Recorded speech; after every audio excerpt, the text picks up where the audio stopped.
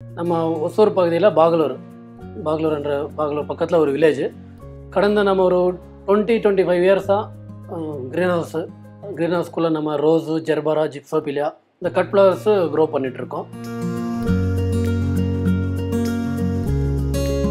இந்த ஒசூர் பகுதியிலேயே இந்த கிளைமேட்டு இதெல்லாம் நல்லா இருக்கிறதுனால இந்த நம்மளுக்கு அப்படியே நம்ம கொஞ்சம் கவர்மெண்ட்டுக்கு கொஞ்சம் அப்ரோச் பண்ணி அந்த க்ரீன் ஹவுஸ்க்கு அப்படி integrated pack house, water resource இதுக்கெல்லாம் கொஞ்சம் ஏதாச்சும் சப்சிடி இந்த மாதிரி கொடுத்தா நல்லா இருக்கட்டும் கொஞ்சம் அப்ரோச் பண்ணி அவங்கக்கிட்ட இருந்து நம்மளுக்கு இந்த க்ரீன் ஹவுஸ்க்கு அப்படி இன்டகிரேட்டட் பேக் ஹவுஸ் இதுக்கெல்லாம் சப்சிடி வந்தது.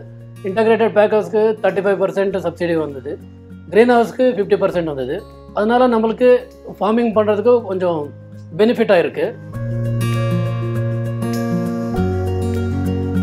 அப்பப்போ இந்த கவர்மெண்ட்லேருந்து சின்ன சின்ன ஸ்கீமு இதெல்லாம் வருது, அதெல்லாம் நம்மளுக்கு பெனிஃபிட்டாகவே இருக்குது. பாலிஹவுஸ்னால் நம்ம ஒரு பர்டிகுலர் ஒரு காம்பேக்டான ஒரு இதில் நம்ம க்ரோ பண்ணுறது தான். வெளியிலனா நம்மளுக்கு டெம்பரேச்சர் அதிகம் ஆகிடும், இல்லைன்னா மழை இந்த மாதிரி எல்லாம் ப்ராப்ளம் வரும். இன்டகிரேட்டட்னா பாலிஹவுஸ்குள்ளே நம்மளுக்கு ஒரு கண்ட்ரோல்டு டெம்பரேச்சர் மெயின்டைன் பண்ணி நம்ம ஃபார்ம் பண்ணலாம்.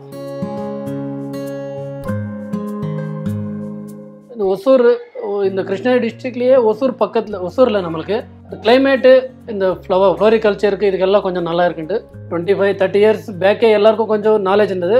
2010க்கு அப்புறம் கொஞ்சம் எல்லாருக்கும் தெரிஞ்சது. அதுக்கப்புறம் இதுக்கு கவர்மெண்ட்லேருந்து ஏதாச்சும் இருக்கா, நம்மளுக்கு கவர்மெண்ட்டுக்கு அப்ரோச் பண்ணால் சப்சிடி இந்த மாதிரி ஏதாச்சும் நம்மளுக்கு பெனிஃபிட்டாக இருந்துச்சுன்னா நம்ம பண்ணலான்ட்டு கவர்மெண்ட்டை போய் இந்த ஹார்டிகல்ச்சர் டிபார்ட்மெண்ட்லலாம் நம்ம பேசிட்டு அவங்க மூலியமாக நம்மளுக்கு இந்த சப்சிடி ஸ்கீம் எல்லாம் தெரிஞ்சு நாங்கள் பண்ணிகிட்ருக்கோம்.